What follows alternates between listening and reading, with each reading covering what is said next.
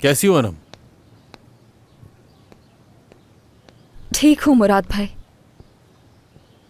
आप कैसे हैं बताएं? मैं ठीक हूं। तुम बताओ, कहीं जा रही थी? मैं गई थी कहीं, होकर आ गई। अच्छा, तो तुम वापस आ गई। क्या करूं, आजकल कुछ समझ नहीं आ रहा। खैर, देखते हैं।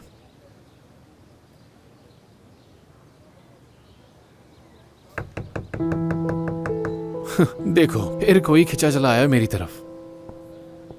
आ रहा हूं।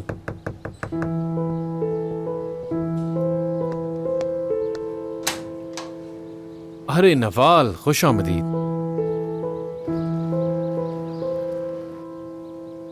मुझे आपसे बात करनी है, बाहर आए। क्यों? अंदर आकर बात करो, जो भी मसला होगा मिलकर हल करेंगे। चलो अंदर आ जाओ, मैं हूं तुम्हारे साथ। नहीं, आप परेशान मत हो, जो कुछ कहना था मैं सुबह कह चुकी हूँ।